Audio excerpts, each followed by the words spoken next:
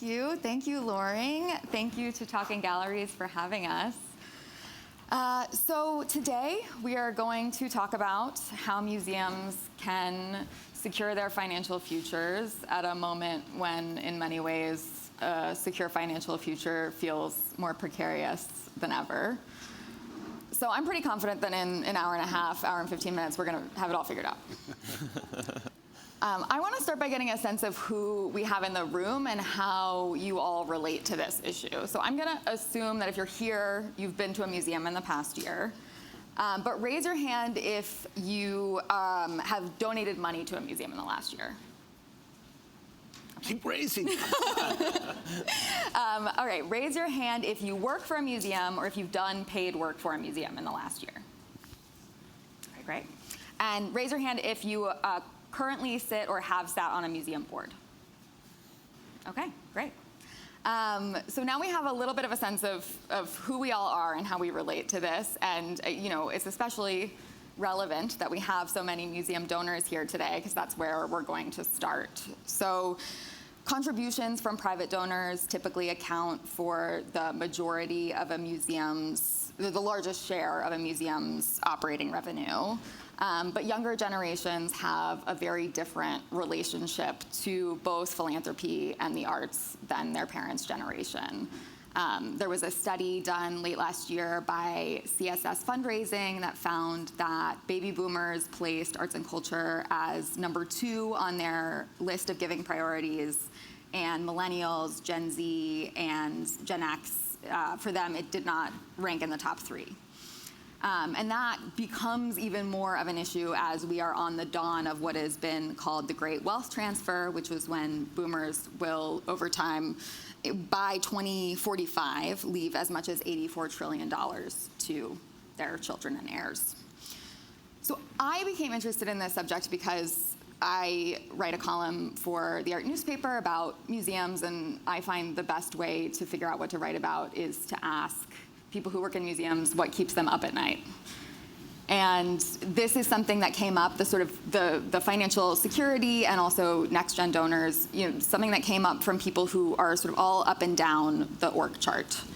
And I think one of the reasons that it is so pressing and also so interesting is that there are so many ways to tackle this issue, and we'll get into, I think, a lot of them. You can find new ways to recruit donors. You can find different creative ways to generate revenue. You can cut costs and scale back. And, we'll also talk about the fact that you can close. And so I think what makes it especially urgent, and this came up yesterday during some of the panels, is that when we talk about funding, what we're really talking about are our values. And I can think of no 3 people that I would rather hear from about their values and the future of public institutions than our panelists. So I'm going to introduce them briefly now before we get into the meat of it. We have, at the far end, Deana Haggag, an arts administrator, cultural worker, and strategic advisor, who is currently a program officer in arts and culture at the Mellon Foundation. She previously served as the president and CEO of United States Artists. During her tenure, USA developed Artist Relief, a $25 million COVID emergency fund, and Disability Futures, an initiative supporting disabled creative practitioners. Deana also advises foundations and sits on the board of MoMA PS1 and the Pillars Fund. In the middle, we have Pete Scantland, the founder and CEO of Orange Barrel Media, one of the largest out-of-home media companies in the US. Recognizing that the future of America is in its cities, OBM has worked with advertisers and municipal clients since 2004. An active collector of contemporary art, he also chairs the board of trustees at the Columbus Museum of Art and serves on the boards of MoCA Los Angeles and the Wexner Center for the Arts in Columbus. And last but not least, we have Glenn Lowry, the 6th director of the Museum of Modern Art. Especially relevant for today's conversation, during his tenure at the museum, which began in 1995, he has overseen not 1 but 2 major expansions, first in 2004 and another in 2019. He leads a staff of more than 800 people and also sits on the boards of the Robert Rauschenberg Foundation, the Clark Art Institute, the Art Bridges Foundation, and the Kieran Nadar Museum of Art. Thank you all for being here.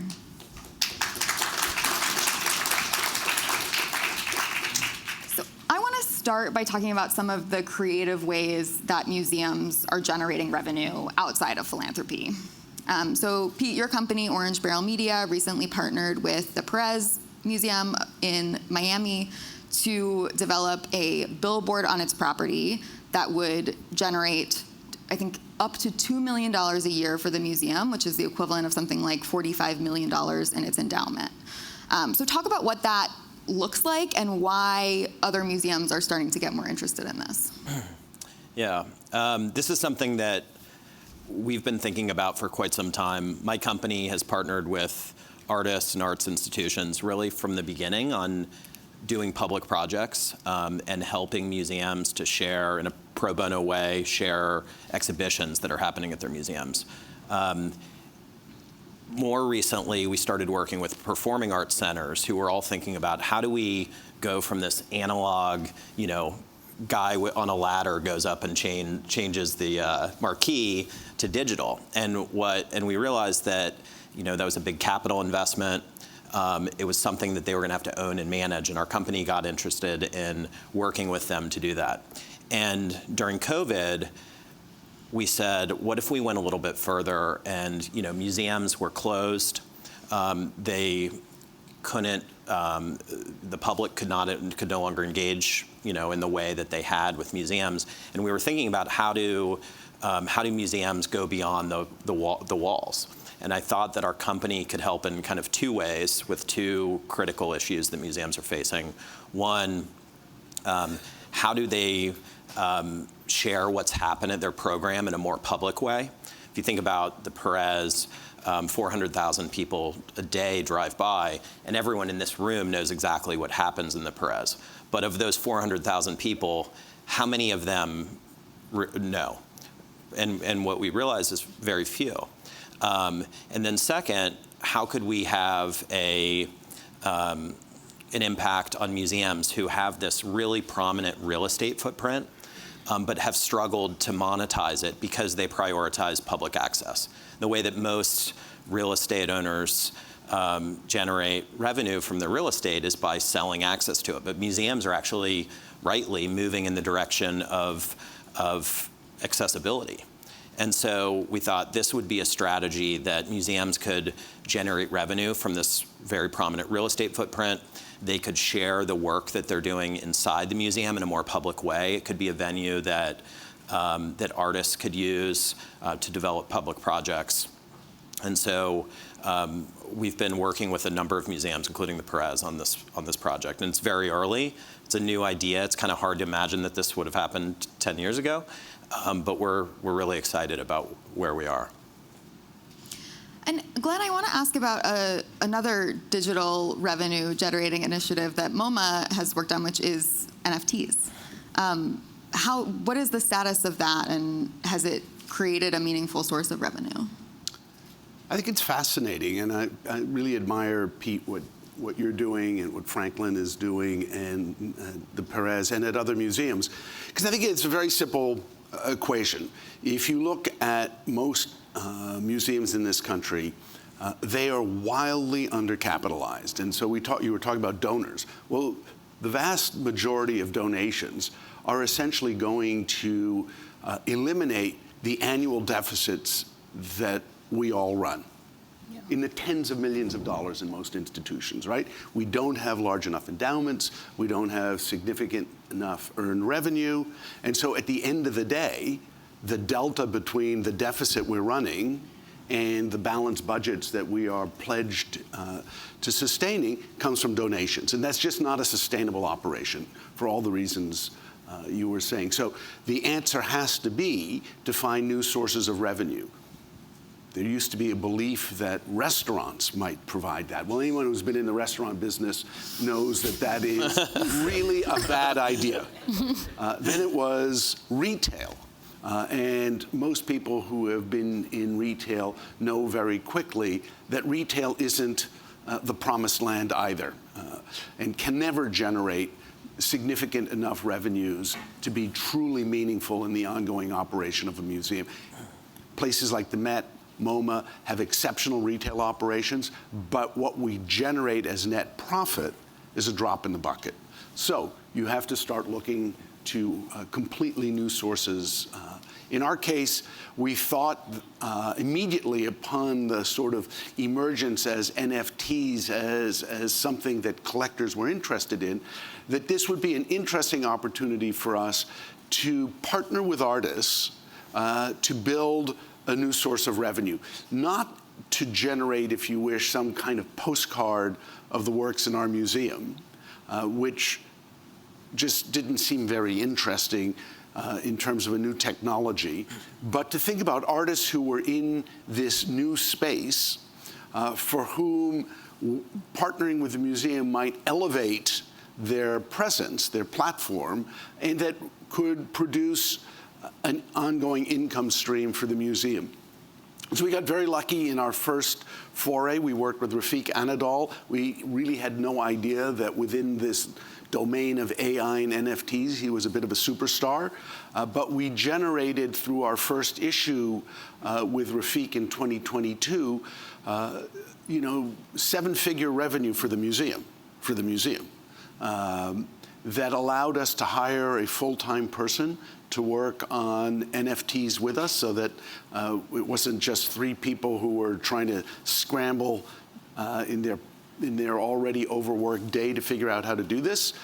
We just issued our second exhibition. We've been using Feral File as our platform. Feral File is an artist-run platform in California, in LA, that launches, mints NFTs. And again, we wanted to be artist-centric rather than looking at how we might generate the maximum amount of revenue, but really focused on how we can work with artists. So we just issued our second minting. We worked with 5 artists, the oldest of which was Yoko Ono. And we sold out, again, very quickly, generated enough money that it will help cover some basic costs at the museum.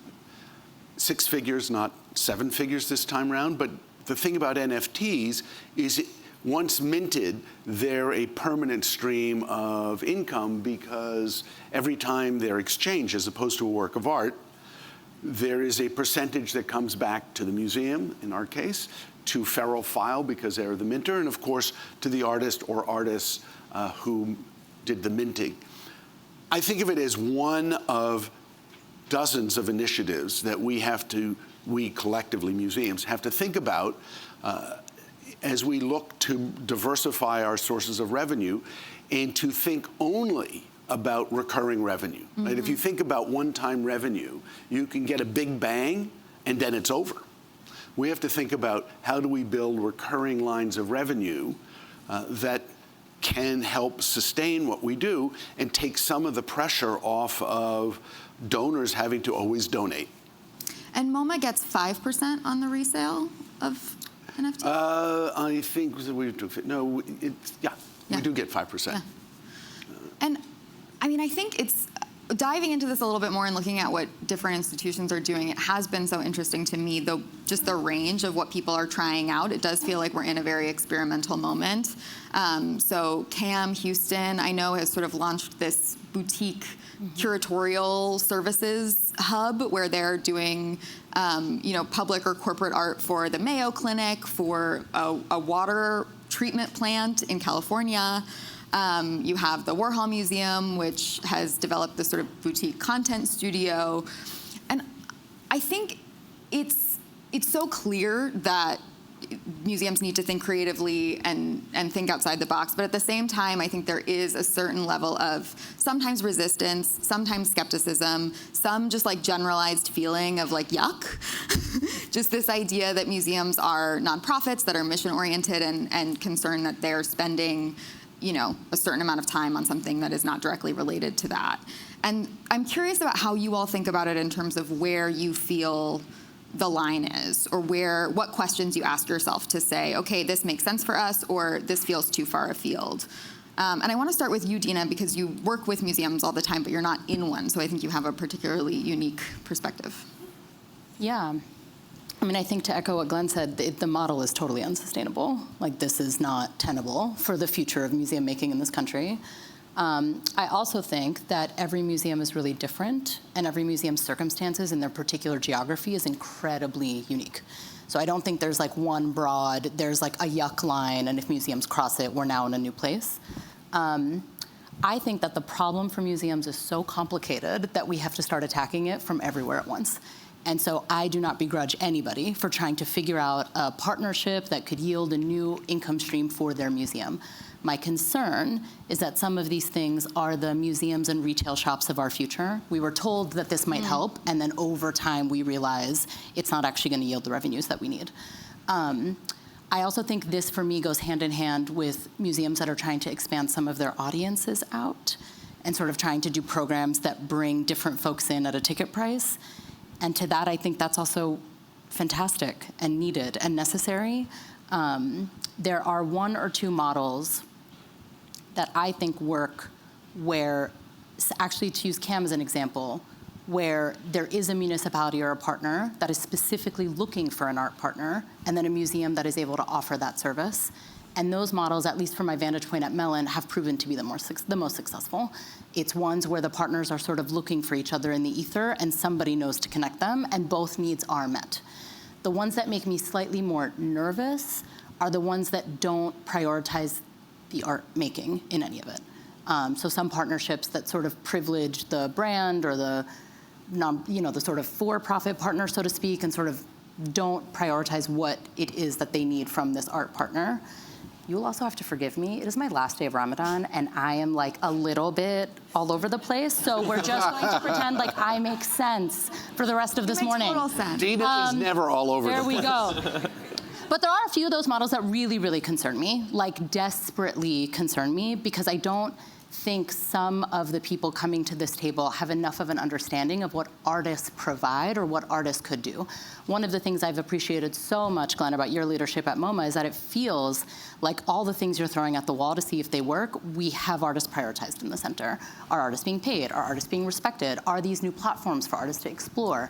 So this thing for me is always when these partnerships come up, I'm like, where are the artists in it? Who's like protecting their interest in this experiment? But the experiment itself never bothers me. Like, it actually scares me more, the museums that are not trying to do everything they can to figure out how they survive, and not to be too nihilistic, and this is not the fast, this is reality. I don't know how all these museums survive the next 100 years. I really don't. I think many of them will shrink, if not close entirely. And so I think it is directors and boards' duties to open up what's possible so that folks have access to these places and to these institutions. You know, I'll just push this a step further because this is gallery talks. So we're here in an audience that actually I think is changing museums, right? Yeah. The pressure, if you want to think about it, the competition, but I think about it really as innovation in a lot of arenas is not coming from inside the museum world, it's coming from what's happening in the gallery world. And if you think about particularly some of the mega galleries, and I'm thinking of White Cube, Hauser and Wirth in particular, but you can put Zwerner and Gagosian in it.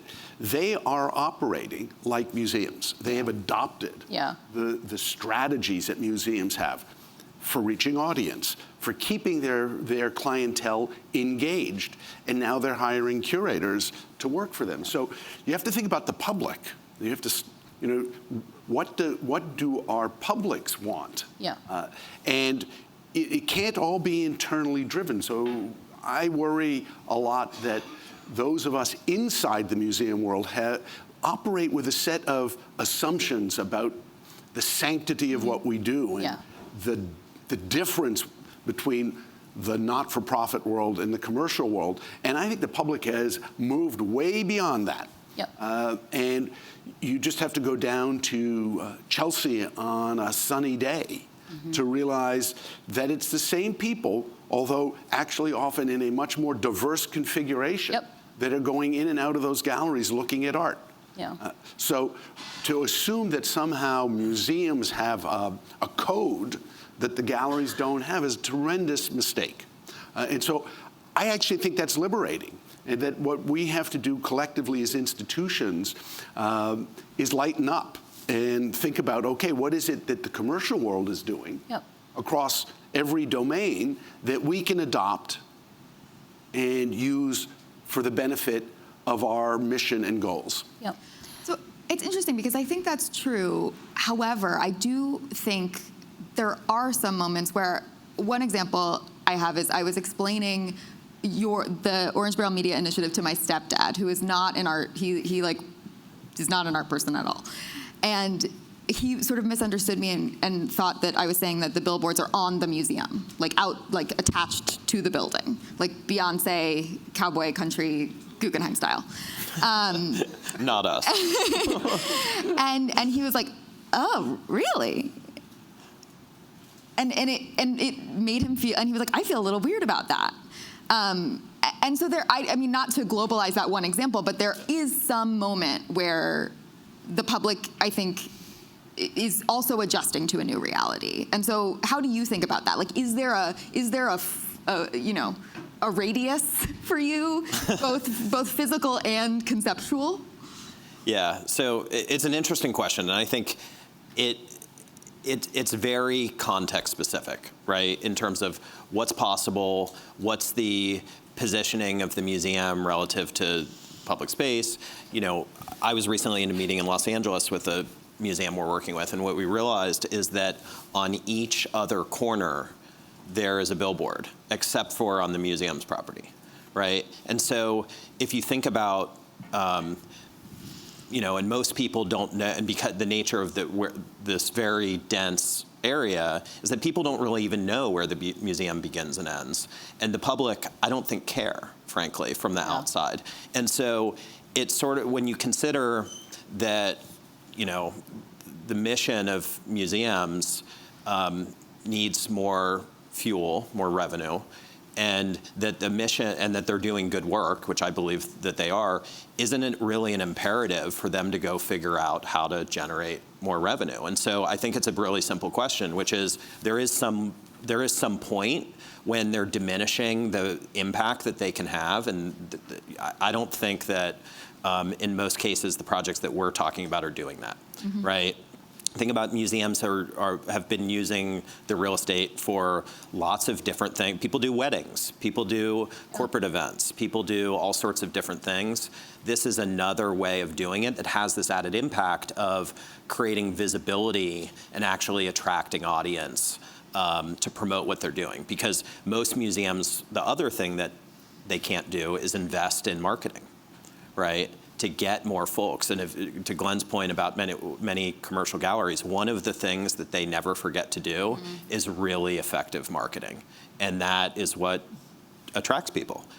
And so I think we're sort of solving two issues, but I agree with you. Like, we are very focused on maintaining the integrity of the building. We're very focused on on museums not being associated with the message, right? And so we are thinking about all of those things, but but have to do it in a really site-specific kind of way. If you go to the Louvre or the Musée d'Orsay, you'll notice actually right now they actually have Vuitton ads hanging on their actual buildings, which I was surprised to see. We're not doing that, but it is happening at kind of the arguably, it's hard to imagine more rarefied museum facades than those. And the French were allergic for a long time to anything that smacked of commercial engagement. So it just shows you how dramatically things have turned as the reality of shrinking resources and growing expenses hits every museum, small or large. And I mean, one more kind of brass tacks question before we move on from revenue generation to other topics, but are there other kind of creative endeavors that you all are thinking about that have either are novel or have historically been considered taboo that feel worth seriously considering now? Obviously, one of them, which is not new but has historically been considered taboo, is deaccessioning. Glenn, can I start with you? Sure. I mean, I've advocated and written about the fact that the current policy in this country around deaccessioning is obsolete and idiotic. Yeah. The short of it is, the 20th century was a century of collecting for American museums. The great dealer Joseph Devine said he only had one great idea, that Europe had a lot of art and America had a lot of money. The end result of that was that American collections over the course of the 20th century blossomed, not symmetrically across all museums and all locations, but by and large, American collections exploded. And there were massive endowments created that were for acquisitions. So that growth is self-perpetuating. Those funds can only be used to buy more art. But if you think about it, and we're an extreme example at the Museum of Modern Art, but the Met's an even more extreme example, and the MFA in Boston's an even more extreme example. Maybe 2% of the collections on view at any one time. So the current guidelines of the Association of Art Museum Directors, which governs American museums, is that you can deaccession only to buy other works of art. And after lengthy and vitriolic debate, those guidelines were slightly loosened up to also, in some situations, allow the use of deaccession funds for collection care. But this is ridiculous. What is the single greatest challenge facing American museums today? It is not growing their collections. It is enhancing, expanding, and addressing the needs of their audience. Call it programming. So logic tells you, if it were a business, that you would take some of those assets that are not essential to programming and turn it into endowments that would allow you to program. And you'd still have, if you did it correctly, you'd still have the principal available at some future date if you utterly needed it for something like an acquisition. But in the meantime, you'd start to have the resources necessary to do all the things we believe in, addressing a whole range of social and cultural needs by engaging with new communities, by providing the capacity to bring those engagements both within the institution and to those communities. And I just think that, and I really fundamentally believe that the restrictions that govern deaccessioning make absolutely no sense in the 21st century. And so what's the risk? That some museums might deaccession works of art that are extremely valuable and go into the private sector or diminish the quality of their collections. Well, if the end result of that is actually expanding the number of people who come to your institution, as a trade-off, you have to think very hard about whether that was a bad deal.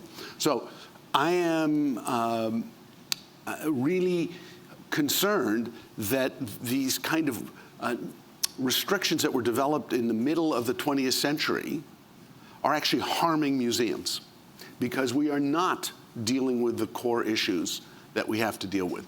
And let me just, you've got me on a rant. Nope. I'll just finish up quickly. Of course, there are institutions that are collection rich, like the Museum of Modern Art or the Met, and there are other institutions that, of course, don't have the riches of those collections. But there are also programs like Art Bridges that are designed to help circulate works of art from collection-rich institutions to regional institutions that don't have the same collection resources. So it's not as if all that deaccessioning, should it occur, is going to adversely affect our ability to continue to work with partners across the country to make sure that works of art are in the public domain. Sorry. I just want to co-sign that. Yeah, I was going to say, do you all have anything to add? You know what's interesting is that fundraise, you know, it's relatively easier to raise funds to build a collection or to build a building. It's very difficult to raise funds to support operations.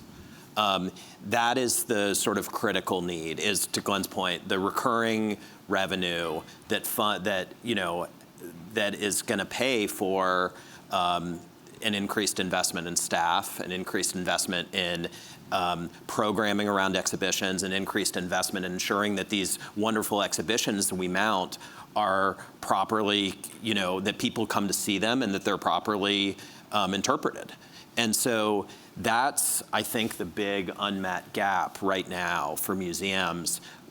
and I think because it's easy to relatively easy to raise money for expansion of your building, it's led to overbuilding, and which has, which is the shadow of this great new building that you have, is now you've got to keep the lights on, right? And that's, I think, the really central challenge facing museums today is they're sort of asset rich, and in art and in real estate, and they're poor when it comes to being able to invest in running the actual business of being a museum.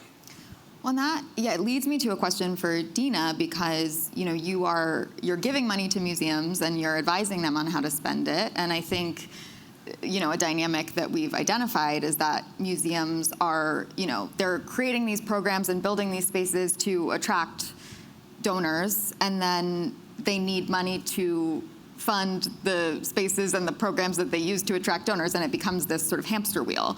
And so how do you see that playing out among institutions that you work with, and what do you tell them to do about it? Well, I think a lot of museums want to have conversations with their individual donors about what they actually need versus what they're perceived to need. And so I think we have to talk a little bit about what American patronage is, right, to really think about the conditions of museums. At Mellon, I think a few things, just to sort of go back to the beginning. The museum directors that are trying to experiment with new revenue streams, I think one thing I would add to, we sort of need to lighten up as museums and allow ourselves that privilege.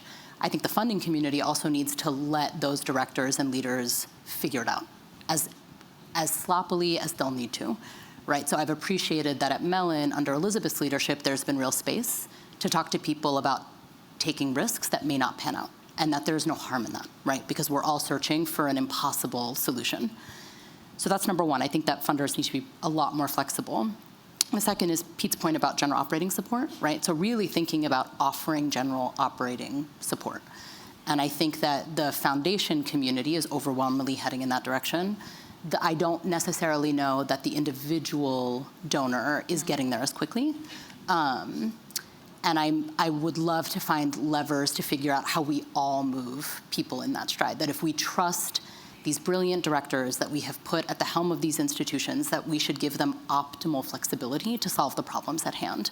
And the problems at hand, just to not understate it, are impossible. We're also not talking about museums in the context of this room, where we are all sort of champions, and we're talking about museums in the context of a political and social climate that's getting increasingly more difficult and increasingly more hostile to freedom, creative expression, et cetera. And so I feel like it is an impossible time to be a leader, and that all funders, institutional, individual, corporate, or otherwise, need to really just give people wind behind them and not necessarily show up for the funding of an exhibition or an acquisition or a new center, but to really say, I am offering you resources because I trust that of everyone in this country, you are uniquely well positioned to guide us through this thing. But what you need is flexible funding.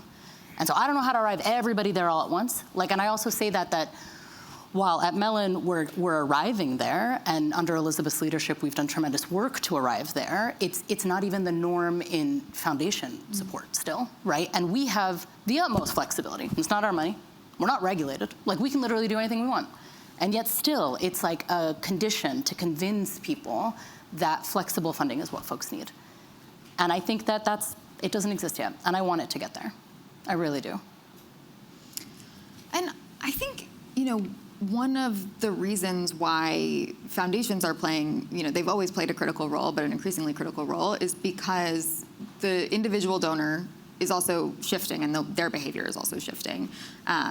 We, ahead of this panel, Pete, you and I talked about how, giving for individuals has become a lot less geographically oriented. So, it used to be that you would, you'd grow up somewhere, you would, if you're lucky, you're making a lot of money, and the logical move is to, give to your local food bank and become a patron of your local museum. And now, because of the internet, because of so many other things, that sort of localized philanthropy is vanishing. And so I'm curious about how you've seen that play out in Columbus, and like how big of a problem is that for these more local institutions? Yeah, I think it's kind of two things.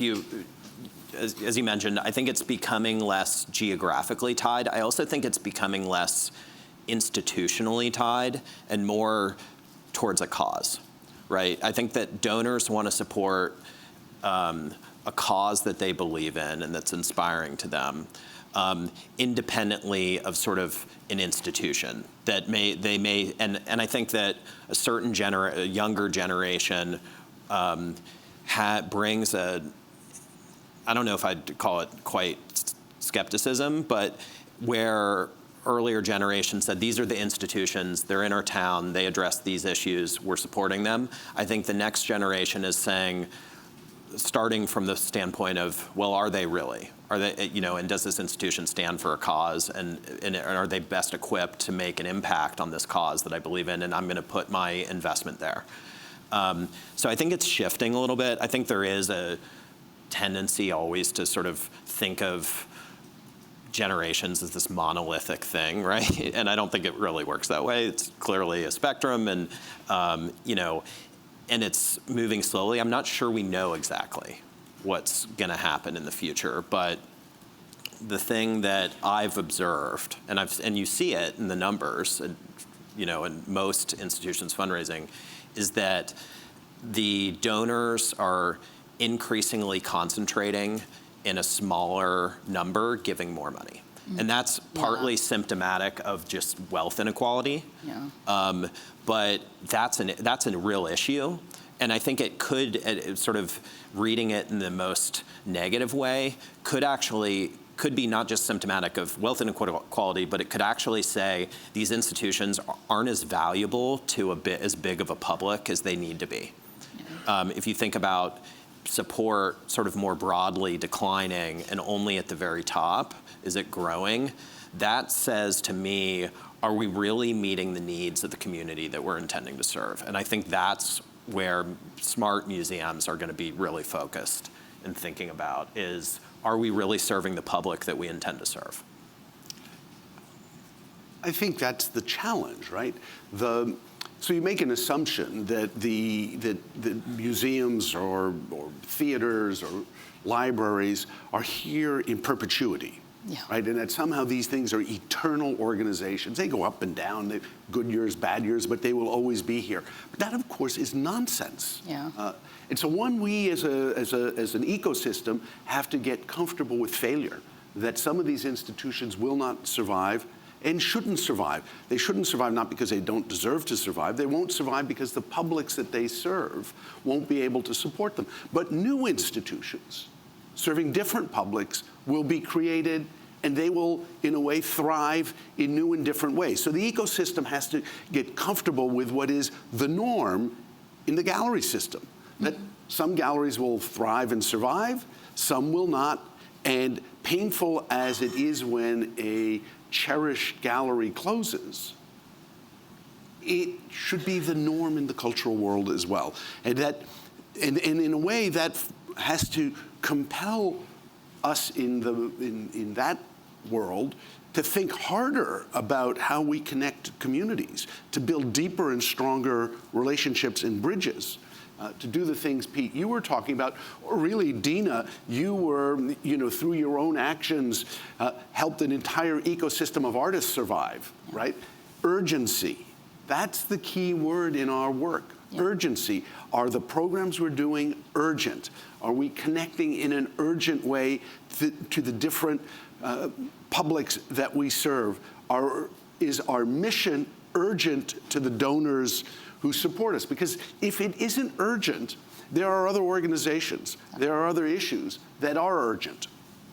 So I'm a bit more optimistic about the next generation, because I think, first of all, young people have different causes early in life. And as they settle down, as they build their businesses, as they become employees, as they have families, they think about the different infrastructures that are required for them to feel nourished, for their families to grow.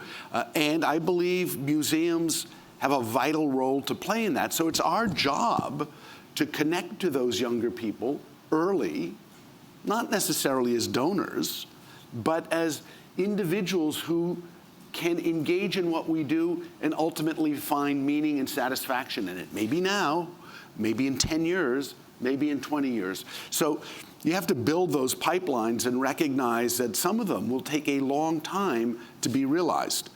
But I actually believe that the range of issues we deal with, the complexity of artists who make up our world, our universe, connect to all the problems, every one of them, that a young generation is thinking about. And so we just have to find the threads that connect us, those artists, and those publics together. And that's work that excites me.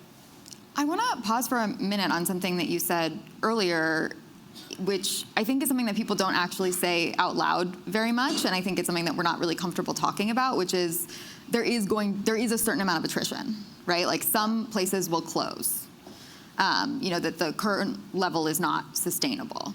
And Deana, I know that's something that you think about a lot in your work, and I wonder if you can talk about sort of how you think about reframing that, or what we need to do as an industry to make that not feel like shocking failure every time.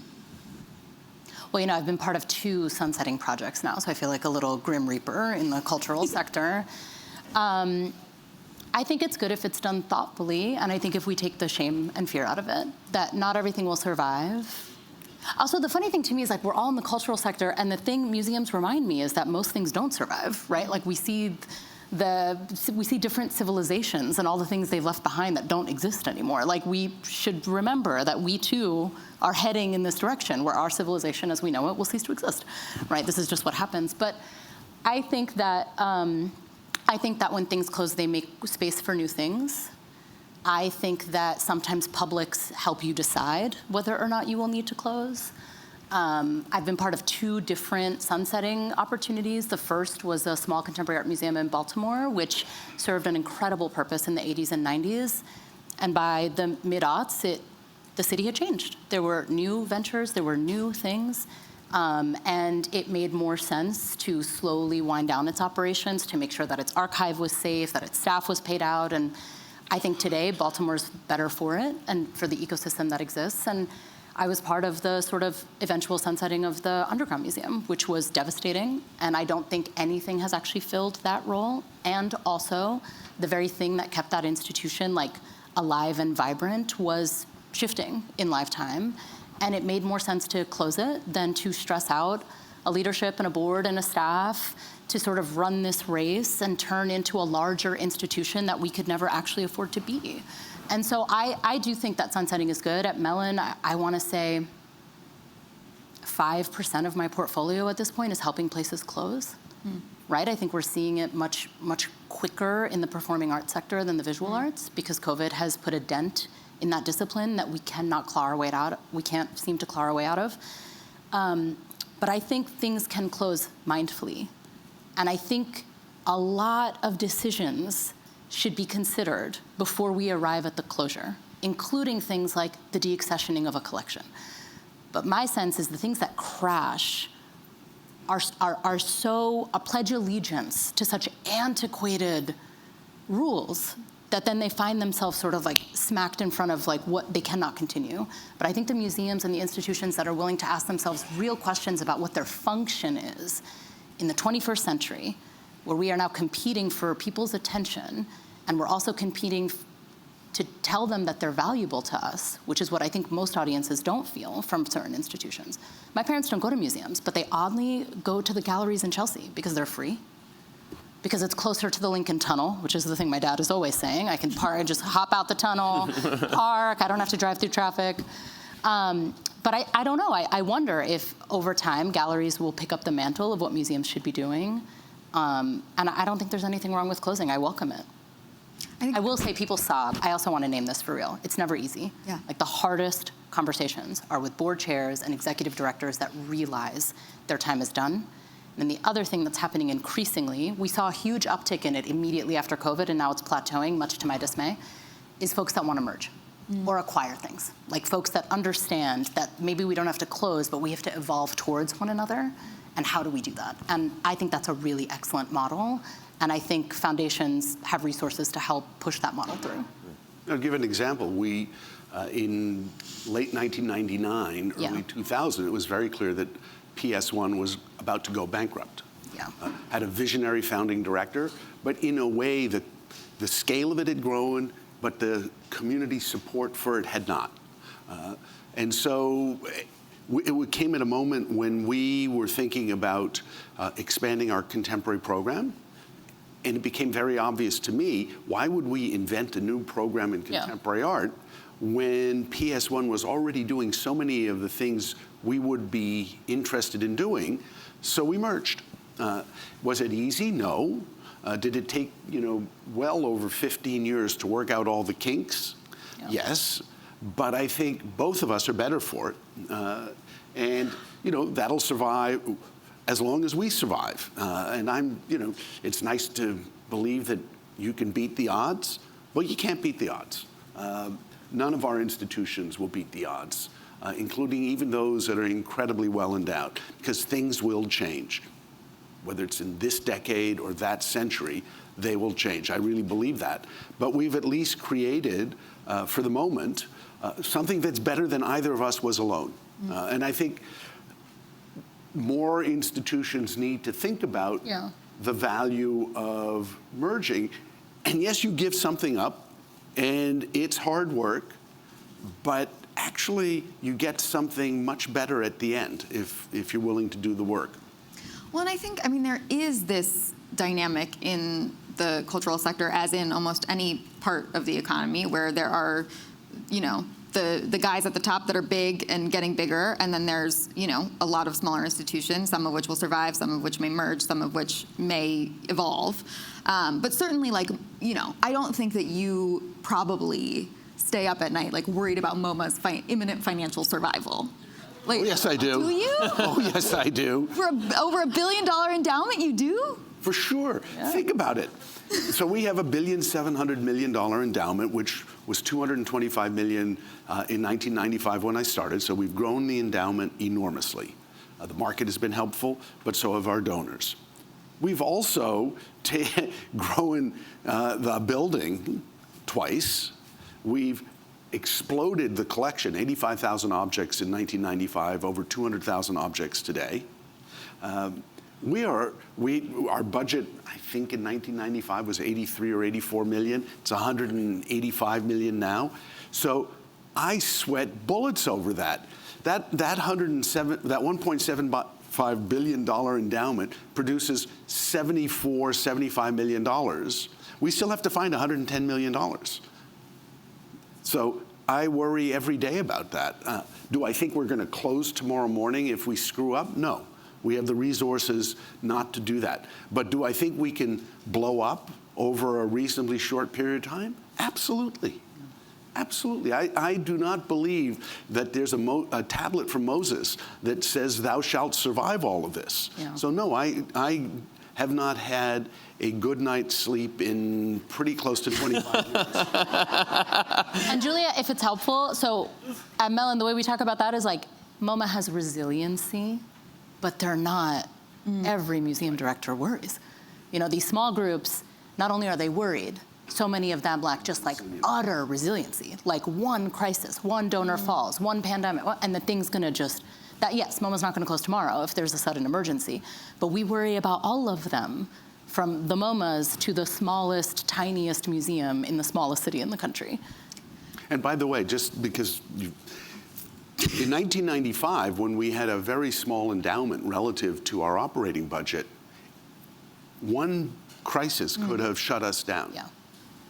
So we built that resiliency because our board understood that you can't take on all these building programs without having capacity to deal with all of the unforeseen circumstances. So the resiliency got built in, but you have to nurture that resiliency. You have to keep building it. It doesn't, again, it's not there forever if you don't think about how to protect it.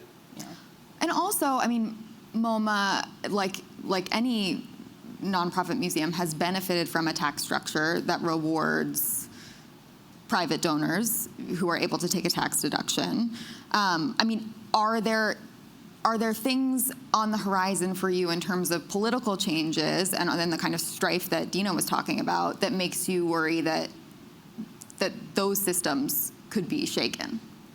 Absolutely. I mean, we saw in the fall what happened to higher education when Congress went after 3 remarkable leaders who all happened to be women, who all happened to be in the first year of their tenure. You can say it was an ambush. Yep. But the consequence of it is a congressional focus on whether or not higher ed is, quote, performing as it should. And anti-Semitism may be the trigger for that, but once you start unraveling that, the next step is to look at whether or not those institutions deserve the tax benefits that they do. Well, they're the same tax benefits that museums and symphonies and orchestras have. And those benefits had been reduced in the past under Reagan. They were then restored because there was an outcry. But they're not, again, a tablet from Moses that says they're a given.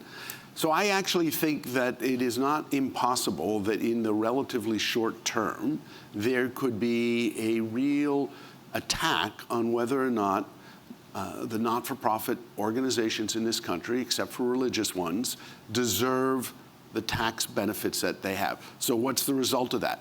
They could be removed, they could be diminished. Either one of those creates havoc.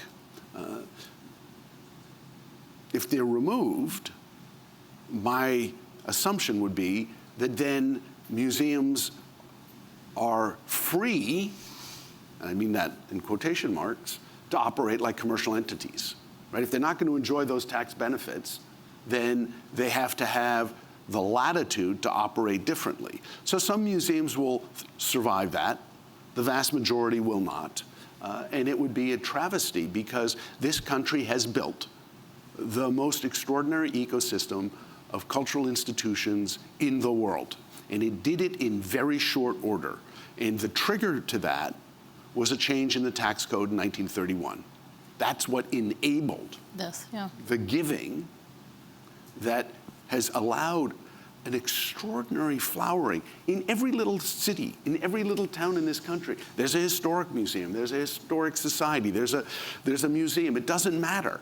So yes, some of those are under threat, some of those may or may not survive, but you look across this country, what we have is astounding. So I worry a lot that without thinking about it, in an effort to kind of punish people, institutions, the whole system can get unraveled. How do you? I just want to say this is what I lose sleep over at night, is actually this exact conversation. Lest you believe that people in philanthropy sleep well. We also lose sleep, and it's over this. I also think the thing that triggered Congress to call in those higher education leaders, I really do believe is coming for everybody else. Like, I think that museums, foundations, there is nothing stopping a really fraught political body from wanting to make an example of these institutions to please their bases. And that thing really freaks me out. The tax thing, I mean, it's everything. It's our entire cultural sector exists on a foundation of very specific tax codes. And should we lose them, it's everything from museums to public radios to nonprofit publishing. I mean, it will recalibrate our cultural society as we understand it. And that thing is horrifying. And so I feel like these little triggers have so much more weight than the general public realizes. And it's incredibly possible within our lifetimes. I guess one thing I wonder is that the people who benefit most from this tax code and who are the largest donors to institutions are really rich and really powerful. So in terms of thinking about how to push against that, like, can you ask Ronald Lauder to make a call? Well, first of all, interestingly, people who really benefit from this are the small donors. You think that it's the mega donors, the billionaires of this world, who are reaping the benefits. They max out on their giving very early.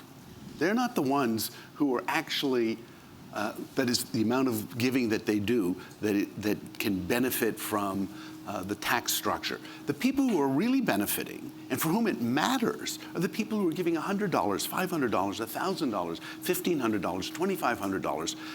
So it's those smaller donors who get really hammered by this because those little tax donations matter to them because the relative amount that they give is much greater as a proportion of their income than the mega wealthy. So everybody gets affected by it. I'm not saying the mega wealthy aren't affected by it too, but it isn't just them that are at risk here if the system frays.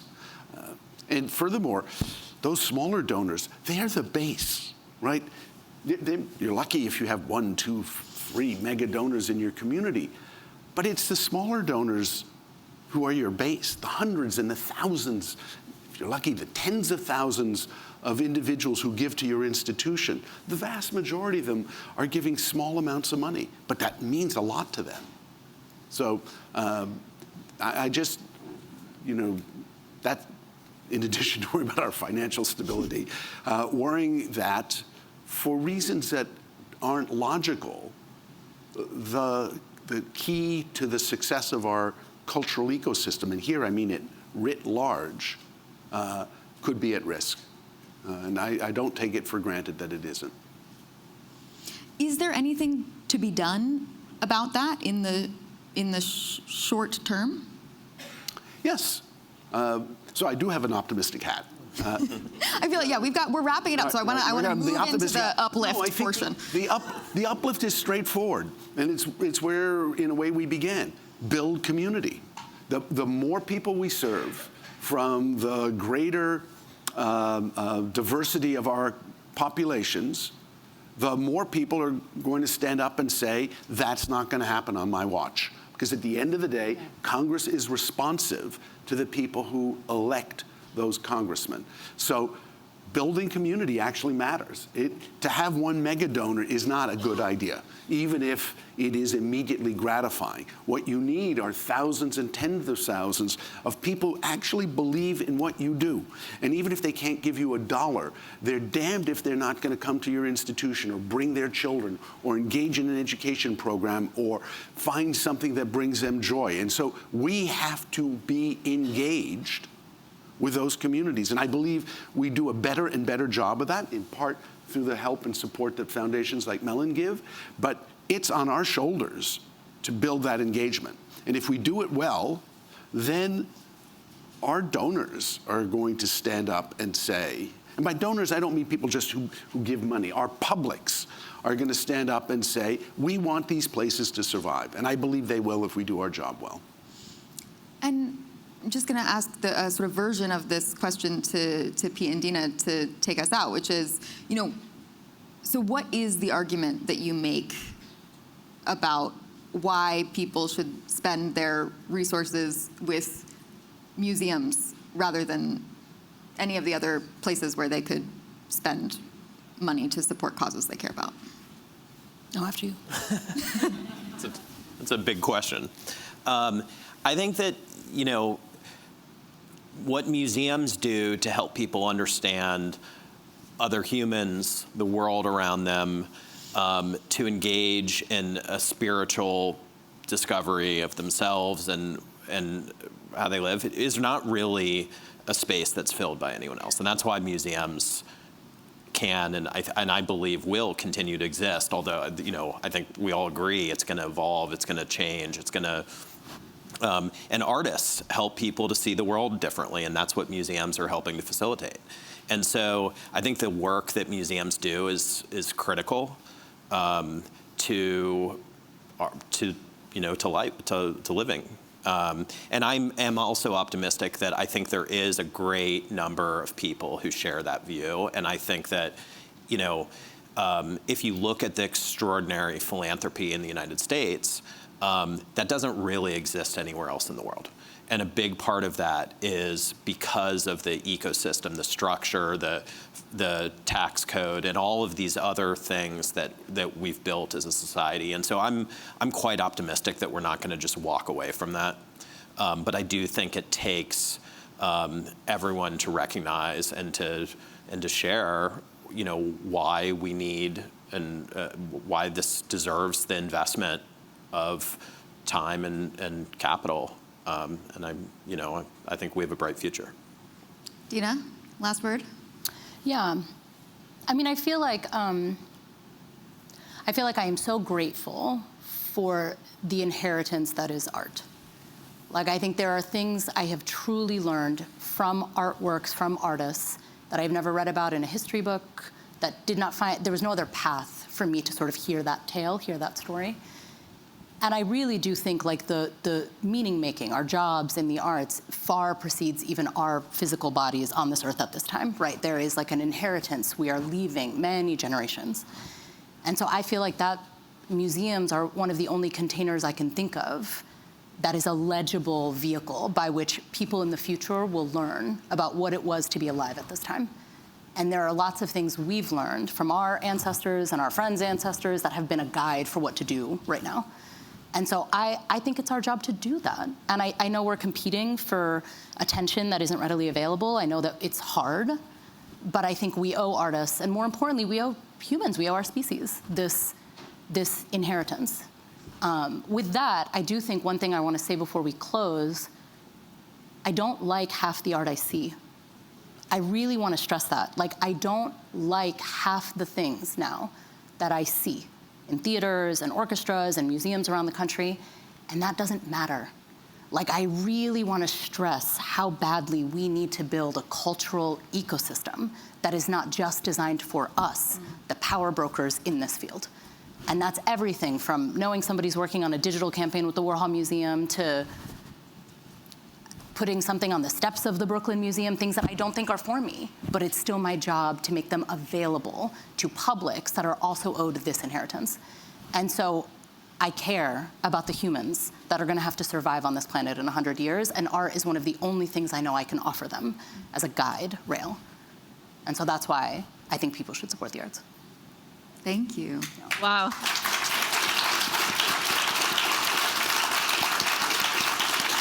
We're going to open it up to questions. Does anybody have a question? Of course, I'm going to forget it now that I have the microphone. We've experienced many times now the extent to which culture, and art especially, can be politicized. We saw it in the 80s with the AIDS crisis. Thanks to Helen Frankenthaler, she opened the door to a whole part of Congress to notice that art could be controversial. That aside,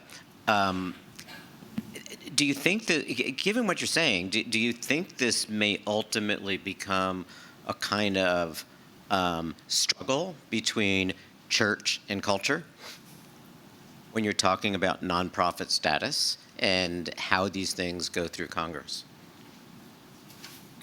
Yeah. Yes, I mean, I don't think maybe, I think inevitably.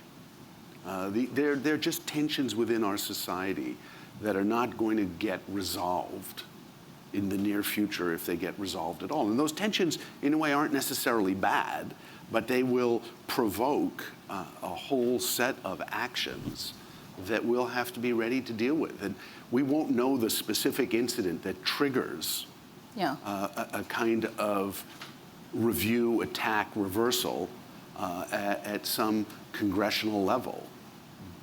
But if you're betting in Vegas, you can put money on it. Mm-hmm. And so, yes, I think, but so what do? I mean, you can't sit there going, oh, I hope it'll never happen. What you have to do is the hard work of demonstrating to the largest number of people value. Yeah.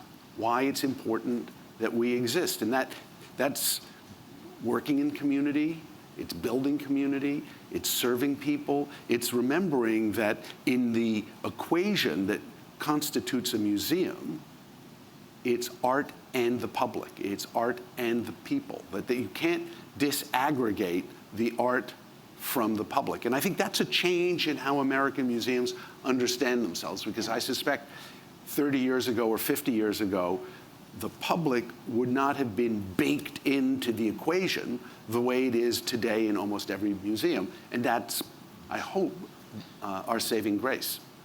I'm not sure this is a new phenomenon. I learned about Robert Mapplethorpe when the director was arrested in Cincinnati for mounting a show in the early 90s. I think it was in the early 90s.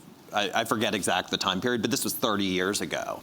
Everyone remembers Chris O'Feely at the Brooklyn Museum and that outrage that Giuliani, but I think was it Giuliani? It was Giuliani. So I think this is like, there's a new outrage every day that's manufactured by policymakers, elected officials, sometimes for political purposes and sometimes, because of their actual belief.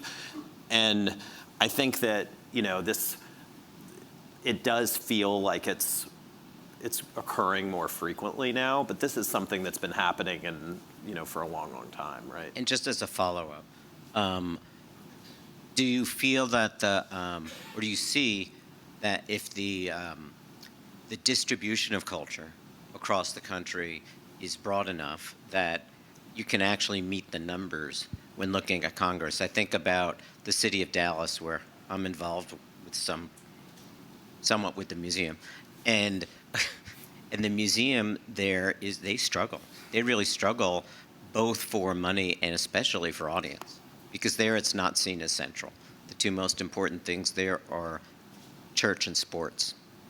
And so even though it's a primary focus for the institution constantly, it's a totally different kind of base of understanding a problem than what we have here. It's almost like they're introducing culture all over again every time they raise money. Well, you can look at other examples, though. If you'd gone to Bentonville, Arkansas, 15 years ago and said, there's going to be a museum here and it's going to bring hundreds of thousands of people and it's going to become a cultural center, and from a cultural center it's going to become a cycling center, and from a cycling center it's going to become an intellectual center, you would have said, yeah, you're out of your mind. But that's exactly what happened. So you can argue, yes, the Walton family has tremendous resources, but it isn't simply a question of resources. It's the vision that Alice had, that she wasn't just building a place that was going to have art in it. Yeah. She was building a place that people were going to come to engage with each other and the art. Yeah. And so I think we have legacy institutions like Dallas, which actually I can be very hopeful about, because there are people in that community who really believe in the importance of art. But they have legacy institutions that haven't really thought through how they're going to engage with new and different publics. Yep. But there's always a way to do it. And I just think that that's the challenge every museum has. And back to Dallas, thank God there are museums in Dallas. Yep. So they already have the structure. Yep. It's just a question of how do they connect to an audience that on the surface wants to go to the rodeo. I'm sorry, I'm going to ask one follow-up question. And so to what extent do you think the museum community across the country is equipped to mobilize when that's necessary? Well, can I add, just on the Walton example, one of my favorite things about Alice Walton is she really just believes in anecdotal information. Like, she learns a thing and she goes, I didn't know that. That's what people want? Amazing. Why don't we figure that out? And gets it done. And she can do it because of the scale of those resources. But she's just so open to learning about what people want from Crystal Bridges. And then she's incredibly nimble at trying to help provide that within reason. So I think after 2020, the tone for a lot of that work started changing. And Alice, rather than see it as combative or hostile in any capacity, was just like, oh my God, people are saying they do want art, but they want it in a specific way. And why don't we just adapt to what the public wants? And I feel like the more museum directors and founders that we're seeing head in that direction, the easier it is to be like, oh, that's why hundreds of thousands of people visit that museum every year, because they're nimble and they're responsive to anecdotal information that's coming directly from their visitors and from their community. But this thing about museums across the country, I don't know. I really don't know. Glenn's an optimist, and I'm not. I'm between an optimist and a pessimist. And I feel like I don't know what a museum like Dallas does. That is, I mean, essentially in some ways, it is why we ultimately decided to close the Contemporary Museum in Baltimore, right? Because there were other things that fit the rodeo, so to speak, the thing people actually wanted. And when those things started working with artists, there was this moment where I was like, well, artists are being served in this city, but it's not through this model that we want so badly to work here. And another thing I think about sometimes with regional museums, or like sometimes I do this meditation where I like close my eyes and I'm like drinking Somali coffee and I'm like listening to a John Cage tune and there's like a Simone Lee around the corner and I cannot tell you what museum I'm in. I can't even tell you what country I'm in. And there's actually something about the like copy and paste version of museums around the country that's really scary to me. And I feel like the more that museums can embrace regionalism, that doesn't mean not working with national artists or global, all of that's allowed. But I do think there's like a model we're seeing, at least from Mellon, where I'm like, I've seen the same proposal 17 times in 30 different parts of the country, but then we're also wondering why this isn't surviving. And it's like, well, what do your people want? And I think this thing above everything else, Alice like kind of figured out about Bentonville. Yeah. But I don't know who evangelizes this. If that's the question you're asking, who will protect us? I don't think it's the institutions. I think, if I'm understanding your point correctly, it's the publics those institutions serve. We need people to be outraged when they come for us, so to speak. And right now, we haven't built enough of that collective buy-in to get a loud enough outrage. Does everybody remember, a couple weeks ago, they shut the libraries down in New York City on Sundays or Saturdays? Sundays. Like the moms in my neighborhood outraged, like organizing every day, calling our city council people, writing to the mayor. Like I have faith that in the next 9 months, maybe year, we'll be able to revive that because people are just so pissed off. I don't know who does that if they start coming for tax codes at museums because I don't think the public is bought in just enough yet, in general terms. I'll give you a small anecdote. I ran a museum in Toronto that was a provincial museum, meaning it was state funded. And there was a change of government. The museum, along with other elite cultural institutions, was seen as antithetical to the new values of the government. And so we were shut down in the middle of a building campaign, literally shut down. Had to lay off 250 people out of a staff of almost 500. And we went into hibernation mode. But what did we do? We were a provincial museum. We served the whole province. We mobilized school children to write every elected official a card saying why they liked the Art Gallery of Ontario. Not once, but for months on end. Hundreds of thousands of school cards. School kids writing school cards. It became a program that eventually got picked up by the media. And long story short, that along with a lot of other initiatives got the provincial government to back off. And we were able to rehire our staff, open a building that had been in the middle of construction. So that's why I say people matter. But they only matter if you matter to them. Yeah. Right? You can't do that if you hadn't been serving those thousands, tens of thousands of school children for decades. So people do matter, and then you have to know how to mobilize them. So I'm an optimistic pessimist. I always believe it could be bad. Oh, I'm the opposite. Good. And then I believe actually it's going to work out. But none of it's given. It's all work. Can I say one other thing I learned when I was at United States Artists that was very helpful? We actually have to name what's happening correctly. The NEA was not defunded. Congress defunded the NEA. Right. Like in the way that we talk about how political systems engage the cultural world, we have to make sure we are like naming the problem very precisely.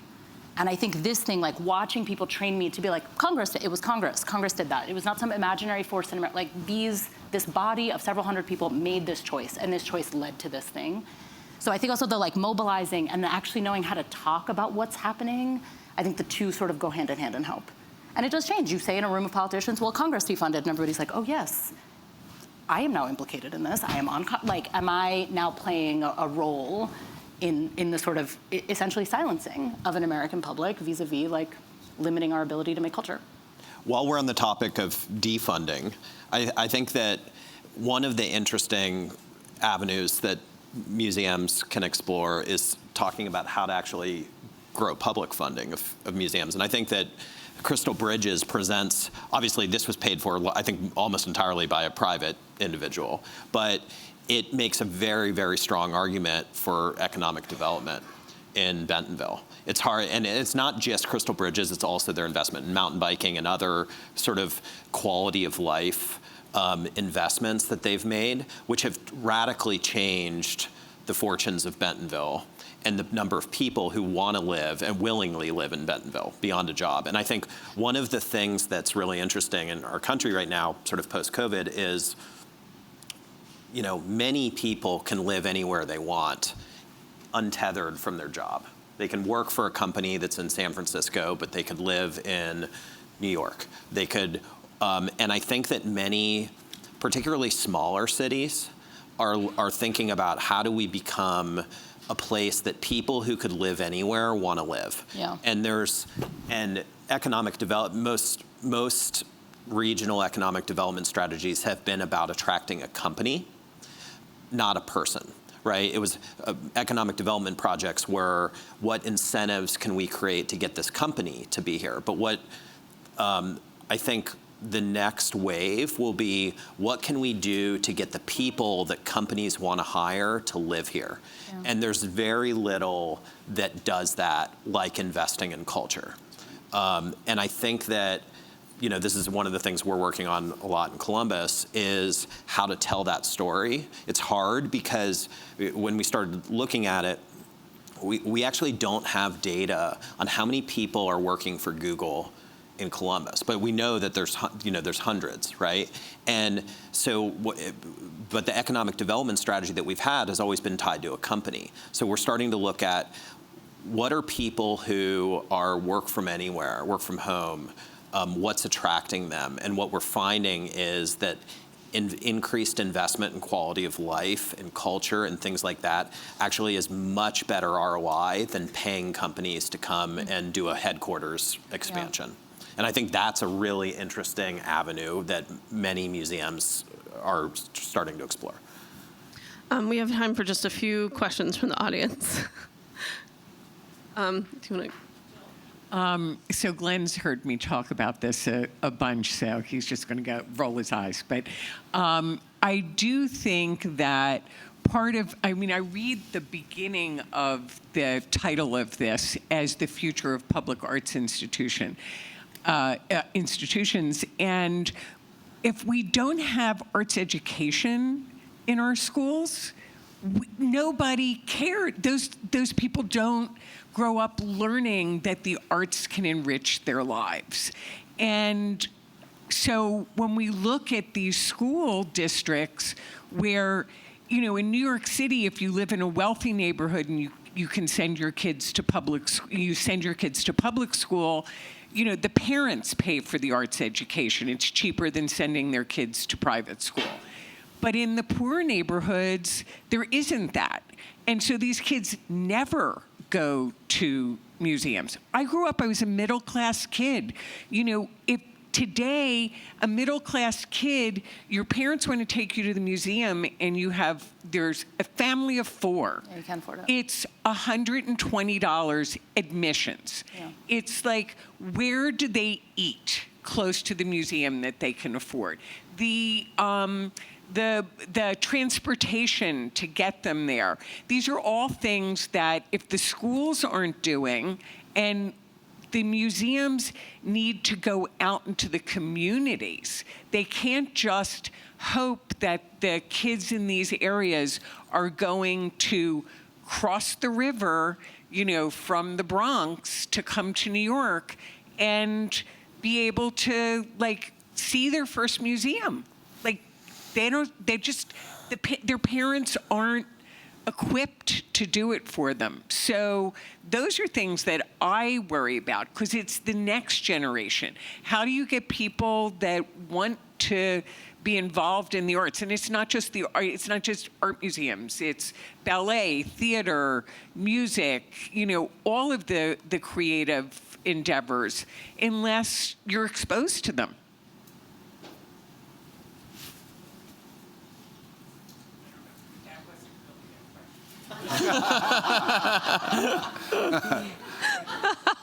We agree with you. Yeah, we co-signed that rant.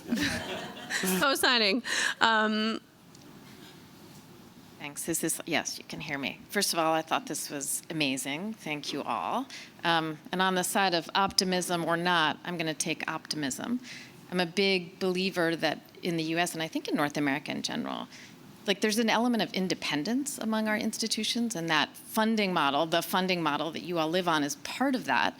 I'm a big believer that the singular funder is something that isn't sustainable, as you all say. But as I listen to you, and I work with a lot of kind of younger funders, there is, of course, starting in the school, but there's a conversation that I think is happening among sort of 30 and 40-year-olds, which is happening at a lower level financially, but getting out into some type of community, and I don't know exactly what that means, but broadening the funding model feels hugely important, but also an opportunity. And as I also listen to the revenue-generating ideas, sort of creating, and I talk to a lot of individual directors about this, and I feel like they're very nervous to socialize this among themselves. So this conversation is really interesting, but so many of them are, how about this, a handful of them, what I've heard are sort of creating LLCs using artist-first models, using the kind of IP that they have within the institution to create something that can be kind of a for-profit model that is still serving the community or businesses in the community. And one model that's super interesting is in Toledo, where they're working with construction companies, helping them to kind of look at the visual landscape and avoid risk. It's an insurance issue. The construction companies are using this. The proceeds from this business, which again is an advisory business, a consulting business, which is an LLC, all go back into the 501c3. To me, that's an optimistic kind of way to look at a funding model. So that's more of a comment than a question. But I'm really interested in how to replicate that among institutions. I love Brooke Minto, by the way, so Columbus, go Columbus. Yeah. And where this type of conversation can happen more broadly, because I feel like there's a nervousness, and not everybody wants to say for profit.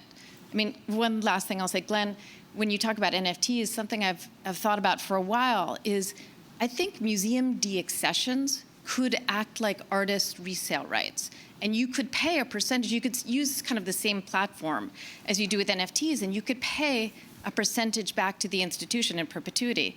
And that look at that economic cycle where these works are coming out of the public domain, but then the proceeds, as they get traded again and again, go back in. So I just think there's a lot of ways to think about these creative models, and I wish that more museum leaders felt this kind of safe space, because I feel a lot of reticence and kind of nervousness on the topic. But so I'll just add on the optimistic front, there is a small organization called Remuseum that is a partnership between David Booth and Alice Walton to engage museum directors to think about and imagine new sources of revenue.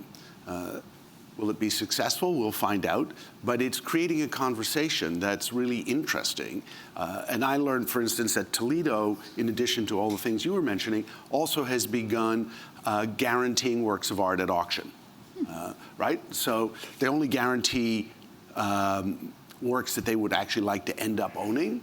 But the beauty of it is they win either way. They get a work of art they were prepared to buy, or they make some money. And I think that's creative thinking. We just need to look at more and more of that.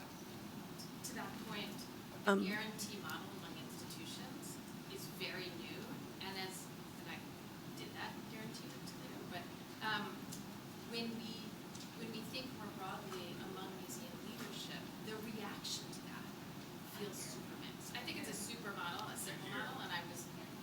Sorry. We actually only have time for one more question, so maybe we could pick this up afterwards. I'm so sorry. One last question, and then we have to move on. So I'll keep it short. This is following up what Pete said. I would really love to hear the panel's thoughts regarding the cost of living in many of these public institutions. Glenn mentioned the AGO, which is currently on strike, and as well as climate change, right? The increasing expenses at these institutions that donors are unwilling to fund, despite the increased cost of heating and cooling, as well as the preservation of their collections with climate change, or especially in places like in Miami, where extreme weather is an increasing concern for short and long-term operations. Thank you. I don't want to monopolize the conversation, but what I will say is that there are a large number of museums deeply committed to addressing climate change and have already made really substantial changes in how they do business, both internally and among themselves, in terms of reducing waste, carbon footprint, thinking about, this goes to the comments you were making, circulating art differently without couriers, really trying to think about how to address some of those issues. And a living wage. I mean, look, you can't live in New York and not be hyper-conscious about the fact that the vast majority of people who work in the cultural sphere do not earn what they should if they were in the commercial world. But I think a lot of our organizations are committed to addressing that. Can they address it overnight? They can't, because they have to find sustainable resources so that they don't make adjustments in the first year that they can't afford in the second year. But I think there isn't a museum director in this city who doesn't sweat bullets over how to address that issue and how to try and address it relatively quickly, because it puts an unfair burden on large numbers of staff who are at the lower end of the wage spectrum, but who do a tremendous amount of essential work. So it's not like there's an answer to that immediately, other than to say, I believe most museums are really working hard to figure that out. Thank you so much. Let's give another big round of applause for, thank you, Glenn, thank you, Pete, thank you, Deana, thank you so much, Julia. That was riveting.